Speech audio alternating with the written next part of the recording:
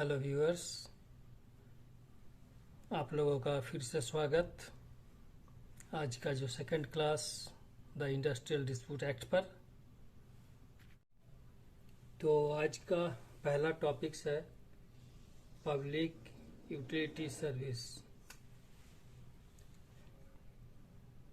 कुछ ऐसी सेवाएं हैं जो जनता के लिए उपयोगी सर्विस है या सेवा है, जिस सेवा का बंद होने से आम जनता को नुकसान पहुंचता है, उसे कहते हैं public utility service. Public utility service को स्ट्राइक के दायरे से बाहर रखा जाएगा। तो ये पब्लिक यूटिलिटी सर्विस कौन कौन सा है, इसका इंडस्ट्रियल डिस्प्यूट एक्ट का शेड्यूल जो है, शेड्यूल 5 शेड्यूल है, उसमें जो पहला शेड्यूल है, फर्स्ट शेड्यूल में वो दर्शाया हुआ है कि कौन कौन सा इंडस्ट्री या सेवाएं पब्लिक यूटिलिटी सर्विसेज होगा। जैसे ट्रांसपोर्टेशन हुआ, ट्रांसपोर्टेशन,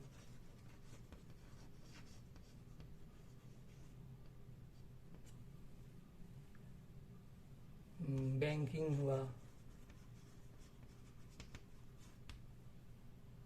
और कोल हुआ, फूड स्टफ हुआ,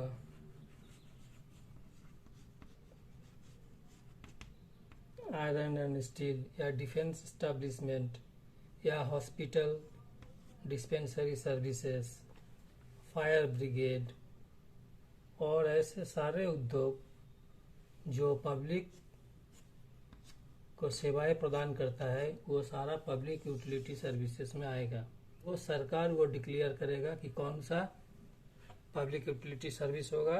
वो समय समय पर उस जो सूची है उसमें और भी सेवाएं या उद्योग को सरकार उसमें ऐड कर सकती है। आज का दूसरा टॉपिक है स्ट्राइक। स्ट्राइक यानी हड़ताल। Strike means a cessation of work by a body of persons employed in any industry acting in combination, or a concerted refusal or a refusal under a common understanding of any number of persons who are or have been so employed to continue to work or to accept employment.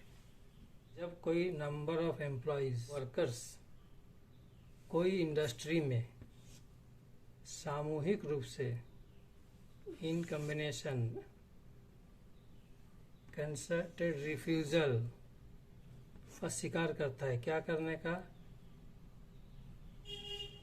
To continue to work, काम करने का, refuse करता है, मनाही करता है, किसके लिए, कॉमन अंडरस्टैंडिंग, कोई कॉमन मुद्दा है जिसके ऊपर कई एम्प्लॉई या वर्कर्स सामूहिक रूप से काम करने का रिफ्यूज करता है, मनाही करता है, अस्वीकार करता है, तो उसे स्ट्राइक कहा जाता है।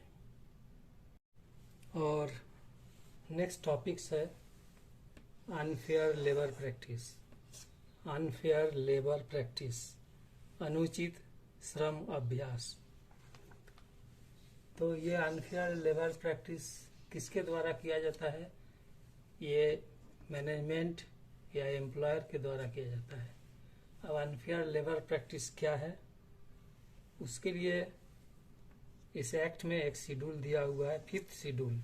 उस 5th शेड्यूल में मेंशन किया हुआ है कि अगर एम्प्लॉयर या मैनेजमेंट ये प्रैक्टिस करता है लेबर संबंधित, तो वो अनफेयर लेबर प्रैक्टिस कहा जाएगा।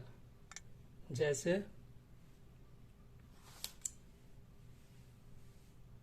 जो ट्रेड यूनियन का एक्टिविटीज़ है उसमें मैनेजमेंट का अननेसेसरी हस्तक्षेप करना, किसी खास ट्रेड यूनियन या श्रम संगठन को बढ़ावा देना, इस तरह का जो काम होगा वो अनफेयर लेबर प्रैक्टिस कहा जाता है। आज का नेक्स्ट टॉपिक्स है वेजेस। वेजेस क्या है? ऑल रिम्यूनरेशन, जो भी पारिश्रमिक है, capable of being expressed in terms of money, जिसको पैसे के द्वारा एक्सप्रेस किया जा सकता है। इसके लिए जो amount to be payable to a workman in respect of his employment, उस एम्प्लॉय का काम के बदले में जो रिम्यूनरेशन पारिश्रमिक दिया जाता है, जिसको मनी के रूप में हम उसको एक्सप्रेस कर सकते हैं, उसे वेजेस कहा जाता है। जिसमें क्या क्या इंक्लूड होगा? डियरनेस अलाउंस या DA, value of house accommodation HRA, house rent, travelling expenses या ट्रैवलिंग कंसेशन जो बोलते हैं TA। लेकिन उसमें ये सारा चीज इंक्लूड नहीं होगा। क्या क्या? एनी बोनस, जो PF के लिए जो कंट्रीब्यूशन होता है एम्प्लॉयर के तरफ से, वो अमाउंट, और ग्रेचुइटी, ये 3 चीज ये वेजेस में इंक्लूड नहीं होगा।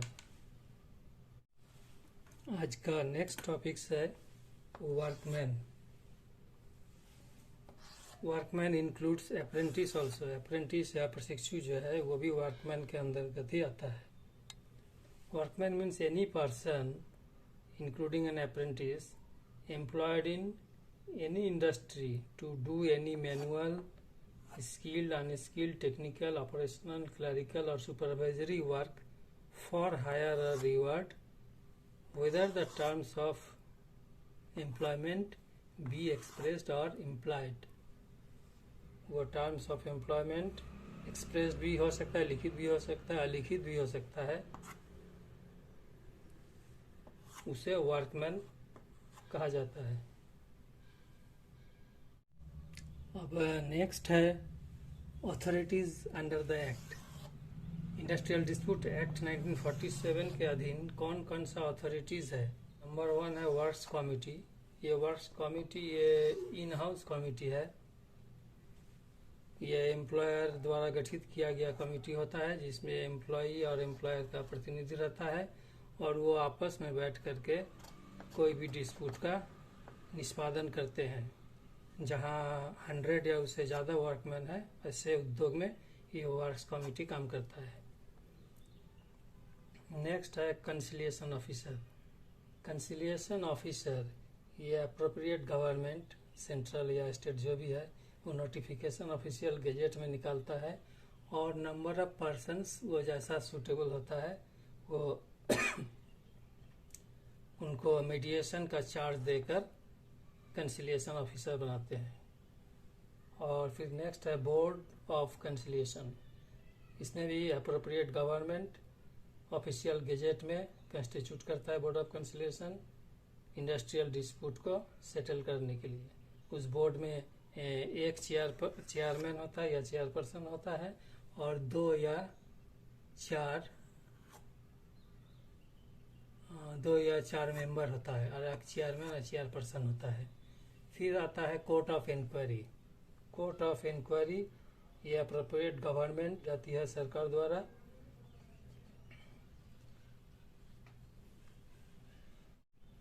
कोर्ट ऑफ इंक्वायरी में जनरली 1 इंडिपेंडेंट पर्सन रहता है, और अगर इसमें 2 व्यक्ति को अगर सरकार नामित करता है, तो in absence of 1 person another will the inquiry.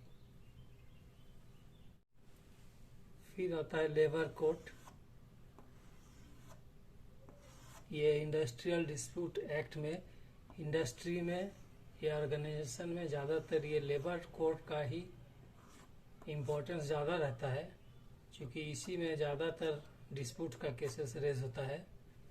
तो इसमें जनरली 1 पर्सन का ये कोर्ट लेबर कोर्ट बनता है सरकार द्वारा ऑफिशियल गेजेट पर। और ये लेबर कोड जो है, ये जो 2nd शेड्यूल में जो डिस्प्यूट का जिक्र किया गया है, 2nd schedule industrial dispute act का, उसी पर ये लेबर कोड अपना फैसला लेता है और डिस्प्यूट को रिजॉल्व करता है।